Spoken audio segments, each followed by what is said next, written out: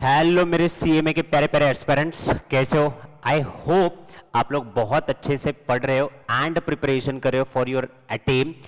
अब ये प्रिपरेशन करते वक्त बहुत लोग थोड़े से स्कैटर्ड होते हैं, उनको कोई डायरेक्शन नहीं होता है कि भाई कैसे पढ़ना है, क्या पढ़ना है, क्योंकि उनके पास प्लान नहीं होता है। जब आपके पास चीज़ों का प्लान होता है तो आपके लिए पढ़ना आसान होता है। आप कॉस्ट मैनेजमेंट अकाउंटेंट बनने वाले हो तो कोई भी काम करने से पहले आपको प्लान करना जरूरी है, फिर वो अटेम हो या फिर आपका कोई भी सब्जेक्ट का स्टडी हो। तो आज वाले वीडियो में हम लोग ये डिस्कस करने वाले कि भाई हम लोग जो फाइनेंशियल अकाउंटिंग है, अगर उसमें एग्जाम्शन लाना है तो मुझे पढ़ाई कैसे करनी चाहिए, कौन से मटेरियल्स कवर करने चाहिए, क्या मिस्टेक्स है जो मुझे अवॉइड करनी चाहिए, जो कि एग्जाम से पहले क्या मिस्टेक्स में कर रहे हैं वो मुझे अवॉइड करना चाहिए, और एग्जाम पेपर में पेपर लिखते वक्त मैं क्या मिस्टेक्स कर रहा हूं वो मुझे अवॉइड करनी चाहिए। तो मैं आपके लिए कुछ ऐसे मिस्टेक्स लेके आया हूं जो आपको एग्जाम से पहले अवॉइड करने और एग्जाम के दौरान अवॉइड करने। तो कौन से है मिस्टेक्स, लेट्स सी। तो avoid mistake in financial accounting, दो पार्ट। पहला आपको मिस्टेक अवॉइड करना है बिफोर एग्जाम, मतलब जब आप पढ़ाई कर रहे हो, सेल्फ स्टडी कर रहे हो, तो वहां पे आपको कुछ चीजें अवॉइड करनी है। ये मिस्टेक्स कॉमनली बच्चे करते हैं, जिसकी वजह से उनको फाइनेंशियल अकाउंटिंग में जो एग्जाम्शन आना चाहिए, जो उस पेपर में आपको स्कोर बढ़िया तरीके से लेके आना चाहिए, जिसकी वजह से आपका पूरा ग्रुप निकल सकता है, ये मिस्टेक्स आप अवॉइड करोगे तो आपका एग्जाम्शन पक्का आएगा और पूरा ग्रुप निकल सकता है। तो अवॉइड दिस मिस्टेक। जब आप पढ़ाई कर रहे हो, keep all the topics in your artery. आपके आर्मर में आपके पास सारे तीर होने चाहिए, तो प्लीज कृपा करके टॉपिक्स ऑप्शन में मत छोड़ो, 100% सिलेबस कवर करो। अब जैसे मैं ये बच्चों को बोलता हूं कि भाई 100% सिलेबस कवर करो, इसका मतलब ये होता है कि आपका 128 मार्क का पेपर है, उसमें से 100 मार्क के क्वेश्चन आपको सॉल्व करने हैं। तो वो जो 100 मार्क के क्वेश्चन आपको सॉल्व करने हैं उसकी तैयारी आपको डिटेल में करनी है। तो वो आपको पता है कि आपकी स्ट्रेंथ क्या है, आपकी वीकनेसेस क्या है, उसके प्लान अकॉर्डिंगली 100% सिलेबस कवर करो। क्योंकि मैंने ये देखा हुआ है कि बच्चे बहुत सारी चीजें ऑप्शन में डालते हैं। जब आप चीजें ऑप्शन में डालते हो तो इंस्टीट्यूट रिजल्ट के बाद आपको बोलते हैं you are in option, you are not pass. So that's why ये चीज देखो, ये बाद में 6 महीने बाद रियलाइज होने से पहले अभी देखो कि भाई मैंने सारा सिलेबस कवर किया है क्या, सारा सिलेबस कवर किया है क्या। ये जब मैं कहता हूं इसका मतलब ये नहीं है कि I should be perfect 100% in each and every topic. जब मैं ये कहता हूं कि सारा सिलेबस कवर करो, मतलब जो टॉपिक में मैं वीक हूं अगर उसका भी क्वेश्चन आए तो at least able to do some steps, some marking, कुछ हद तक एडजस्टमेंट पता है मैं सॉल्व करूं। आप कंप्लीटली ब्लैंक नहीं होने चाहिए किसी भी टॉपिक में। अगर आप पूरा ही टॉपिक छोड़ देते हो, कंप्लीटली ब्लैंक हो, आपको एडजस्टमेंट पता ही नहीं है, ना फॉर्मेट पता है, ना स्टेप्स पता है, तो ये सबसे बड़ी आपकी गलती है कि कुछ ना पता होना। आपको नॉलेज लेना है और वो नॉलेज के हिसाब से आपको बेसिक से पढ़ना है। तो ये जब आप 100% सिलेबस कवर कर रहे हो, आपको अगर टाइम है तो कभी इंस्टीट्यूट के साइट पे एग्जामिनर ऑब्जर्वेशन देख लेना। उस एग्जामिनर ऑब्जर्वेशन में उन्होंने साफ बोला है that accounting standard not prepared is the biggest mistake. Accounting standard के अलावा जो छोटे छोटे टॉपिक है, BRS, rectification, joint venture, consignment, bill of exchange, इसमें बेसिक कंसेप्ट में लैकिंग होना, डेप्रीसिएशन जैसे टॉपिक में वो बेसिक नॉलेज ना होना, दैट्स द रीजन आप लोग कमजोर गिरते हो इन अ फाइनेंशियल अकाउंटिंग। तो 100% सिलेबस कवर करते हो, आपका फोकस होना चाहिए बेसिक, जो आपका क्लियर होना चाहिए। और अगर वो टॉपिक आपका पूरा 100% नहीं बन रहा है तो एटलीस्ट 50-60% तो भी परफेक्शन तक उसको लेके जाओ। दूसरा, no work on a weak topic and adjustment. Okay, आपने फाइनल अकाउंट क्वेश्चन किया, उसमें 25 एडजस्टमेंट है, 25 में से 20 एडजस्टमेंट तुमको आ रही है, you are happy in that. जो 5 नहीं आ रही है उस पे फोकस करो, क्योंकि वो 5 नहीं आ रही है। कंसाइनमेंट का क्वेश्चन कर रहे, क्लोजिंग स्टॉक कैलकुलेट करने में दिक्कत आ रही है, तो उसको कैसे कैलकुलेट करना है उस पे प्रैक्टिस करो। तो मतलब हर बार अकाउंट्स में बच्चे क्या करते हैं कि भाई क्वेश्चन आ गया मतलब हो गया, और ये क्वेश्चन नहीं आया मतलब गया। ऐसा नहीं होता है। आपका क्वेश्चन आ रहा है, वेरी गुड, नहीं आ रहा है तो उसमें से जो नहीं आ रहा है, हर टॉपिक में आपके कुछ ना कुछ तो वीकनेसेस रहेंगे, एडजस्टमेंट रहेंगे, जहां वीक हो, वर्क ऑन दैट ओनली। जो आ रहा है वो करके वैसे भी तुम्हारे मार्क इंप्रूव नहीं हो रहे, बट जो नहीं आ रहा है अगर उस पे काम करते तो कहीं ना कहीं तो आपके मार्क्स इंप्रूव होंगे। तो हर चैप्टर में मेरे वीक एडजस्टमेंट कौन सा है, मेरा वीक टॉपिक कौन सा है वो देखो और उस पे मेहनत करो। पीआरएस आ रहा है तो क्यों कर रहे हो फिर मेहनत, वहां पे मार्क नहीं बढ़ने वाले, वो आने वाला है। रेक्टिफिकेशन आ रहा है तो आएगा, फाइनल अकाउंट आ रहा है तो आएगा, हायर परचेस नहीं आ रहा है, ब्रांच अकाउंटिंग नहीं आ रहा है, काम कर। अकाउंटिंग स्टैंडर्ड नहीं आ रहा है, काम कर। पार्टनरशिप बढ़ा है फिर भी काम कर, मुंडी रख के नीचे 6 महीने तक मेहनत कर, रिजल्ट तेरे को पक्का मिलेगा। So work on your weaknesses, accept the thing कि भाई ये मेरा वीकनेस है। प्रॉब्लम ये है हम लोग एक्सेप्ट ही नहीं कर रहे कि ये मेरा वीकनेस है। एक्सेप्ट दैट फर्स्ट कि भाई ये मेरा वीकनेस है एंड वर्क ऑन दैट, तो स्कोप ऑफ इंप्रूवमेंट होगा। अब जो 6 महीने बाद मेरे पास आते हो पेपर लेके, सर समझ में नहीं आ रहा है, 3-3 अटेम्प्ट हो रहे, 4-4 अटेम्प्ट हो रहे, मार्क वही के वही है, कहीं इंप्रूव हो ही नहीं रहे, because you are not accepting the reality. So accept that. तीसरा, not enough writing practice. Question, sir ये यहां गया, ये यहां गया, ये एडजस्टमेंट ऐसा करना है, ये एडजस्टमेंट में वैसा करना है, इधर का उठा के इधर डालना है, इधर का उठा के, ऐसा अकाउंटिंग नहीं होता है। राइटिंग प्रैक्टिस बहुत ज्यादा इंपॉर्टेंट है। जब भी आप क्वेश्चन सॉल्व करोगे, एग्जाम में तुम इधर का इधर, उधर का इधर ऐसा कर रहे क्या? नहीं, एग्जाम में लिखना है ना तुमको, तो इनफ प्रैक्टिस होनी चाहिए।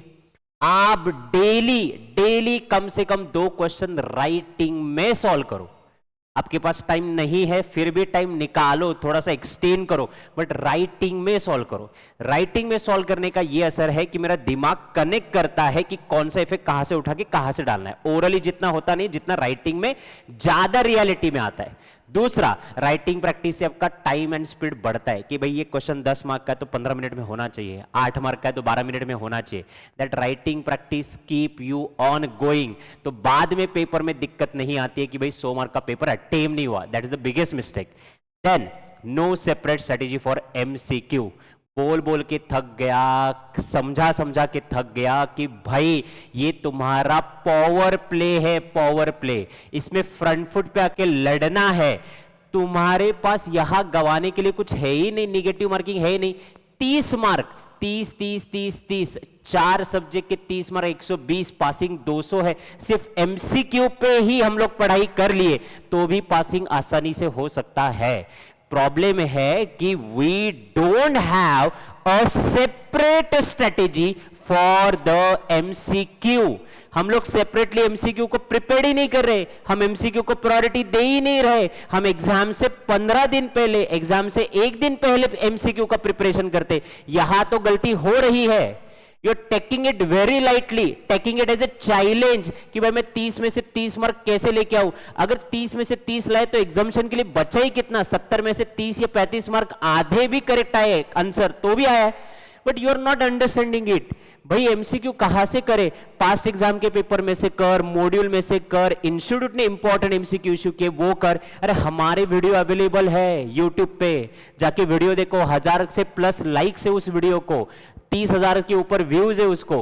क्यों सेपरेट सेशन ले रहे? क्यों? ताकि आपका फायदा हो, but we are not taking it casually. So MCQ को सेपरेट स्ट्रेटेजी ना होना, राइटिंग प्रैक्टिस ना करना, टॉपिक को ऑप्शन में डालना, वीकनेस एडजस्टमेंट या वीक टॉपिक पे काम ना करना, ये एग्जाम से पहले की गलतियां है। यही से तुम्हारा पतन शुरू होता है। और ये पतन का अंत कब होता है? एग्जाम में। एग्जाम में पेपर लिखते हो, अरे एक नया क्वेश्चन नए पे डाल, क्वेश्चन 1, क्वेश्चन 2 नए पे से शुरुआत कर। Have a proper presentation, journal entry है तो इन द बुक्स, कौन से पीरियड का है, balance sheet as on date, particular format. Professional exam ले रहे हो यार तुम लोग, प्रोफेशनल एग्जाम में वो प्रेजेंटेशन मैटर करता है। This is your first impression, last impression. तुमको एग्जामिनर का मौका है इंप्रेस करने का, और वो एक ही बार है। वो एक ही बार में इंप्रेस नहीं कर पाए तो उसके बाद 6 महीने बाद वापस आना पड़ेगा। तुम्हारी 6 महीने की मेहनत दिखाने के पास तुम्हारे पास 3 घंटे है, तो उसको इंप्रेस करो, चीजें अच्छे से प्रेजेंट करो, उसको तकलीफ मत दो कि भाई बता क्वेश्चन 1 है, क्वेश्चन 2A है, क्वेश्चन 2B है। Proper presentation, have a format, have a fresh page. अब ये बेसिक चीज आप लोग करते थे, इसका फायदा आपको मिलता है। दूसरा, नॉट अटेम्प्टिंग 100 मार्क्स पेपर, बेकार। सबसे इंपॉर्टेंट पॉइंट, सबसे इंपॉर्टेंट पॉइंट, सर हमारा पेपर कंप्लीट ही नहीं होता 100 मार्क का। फिर क्या फायदा रे तुम्हारा 6 महीने का मेहनत करके, इतनी कंसेप्ट पढ़ के, इतने क्वेश्चन सॉल्व करके, कुछ फायदा है? कुछ भी फायदा नहीं है तुम्हारा। इतनी मेहनत की, इतने घंटे पढ़े, बट जब असली लड़ाई आई तब पूरे ओवर्स खेले ही नहीं, पूरा मैच खेला ही नहीं, ऑल आउट होके वापस आ गए, तो मतलब ही नहीं बनता है ना। 100 मार्क का पेपर कंप्लीट होना चाहिए, और वो कंप्लीट क्यों नहीं होता है? क्योंकि हम लोग राइटिंग प्रैक्टिस नहीं करते। राइटिंग प्रैक्टिस नहीं करते तो हमारे दिमाग में आता ही नहीं कि ये क्वेश्चन अगर 14 मार्क का है तो मेरे को 22 मिनट में या 25 मिनट में इसको वाइंड अप करना है, फॉर्मेट वगैरह एडजस्टमेंट करके टैली तक पहुंचना है। मेरे दिमाग में ही नहीं रहता है। आप मुझे बताओ, एग्जाम में आपको क्वेश्चन सॉल्व कितने करने हैं? कितने क्वेश्चन सॉल्व करने हैं? 5 क्वेश्चन सॉल्व करने हैं, बराबर। मेन क्वेश्चन की बात करो, एमसीक्यू सॉल्व करना है। एमसीक्यू कम से कम 15 या 20 मिनट में तुम्हारा हो जाता है। अब एमसीक्यू 15-20 मिनट में आपका हो गया, 20 मिनट पकड़ो वहां पे हो गया, तो उसके बाद क्वेश्चन नंबर 2, उसमें 2 पार्ट होते हैं, वहां 15-15 मिनट लगेंगे। छोटे छोटे क्वेश्चन, बीआरएस जैसे, रेक्टिफिकेशन जैसे, फिर डेप्रीसिएशन या फाइनल अकाउंट या कंसाइनमेंट जैसे। तो आप लोग देखते क्यों नहीं हो कि भाई मेरा 1 घंटा हुआ तो एमसीक्यू 1 क्वेश्चन हो जाना चाहिए, दूसरा घंटा हुआ तो मेरा दूसरा और तीसरा क्वेश्चन होना चाहिए, और तीसरा घंटा है तो चौथा और पांचवा क्वेश्चन होना चाहिए। हम लोग घंटे में देखते ही नहीं, हम लोग अटक जाते तो अटक ही जाते वहां पे। तो ये गलती है ना भाई। तुम्हारा 100% दिया ही नहीं, ना पढ़ाई करते वक्त दिया, ना पेपर में दिया, तो फायदा क्या है? मुझे मेरा 3 घंटे का पेपर मैनेज नहीं करना है, और फिर मैं कंपनी कैसे मैनेज करूं? तो ये बड़ी मिस्टेक है। No time management, time management करते नहीं, इसीलिए तो पेपर कंप्लीट नहीं होता है। That is the problem. And last, presentation. ये पॉइंट डबल हो गया। Okay, no presentation. Okay, no presentation के कारण ये आपकी दिक्कतें होती है। तो ये सारी मिस्टेक्स जो है वो आपकी अवॉइड करो।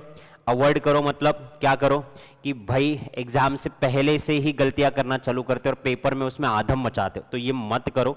ये मिस्टेक्स को अवॉइड करो, टॉपिक ऑप्शन में मत डालो, अच्छे से प्रिपेयर करो, presentation, attempt and time management करो। Okay, I hope this video is very very useful to you, क्योंकि लोगों को गलतियां एग्जाम के बाद पता चलती है। मैं गलतियां अभी दिखा रहा हूं ताकि ये अटेम्प्ट में तुम गलतियां ना करो, और मेरी दिल से दुआ है कि तुम लोग सब लोग अकाउंट्स में एग्जामिशन लेके आओ। और आपको किसी भी प्रकार की अगर हेल्प है, do reach up to us. MCQ हो, बेसिक से पढ़ना हो, पार्टनरशिप में दिक्कत हो, एडमिशन में दिक्कत हो, अकाउंटिंग स्टैंडर्ड में दिक्कत हो, we have the lectures available, मैं आपको दे दूंगा including material. Do reach up to us.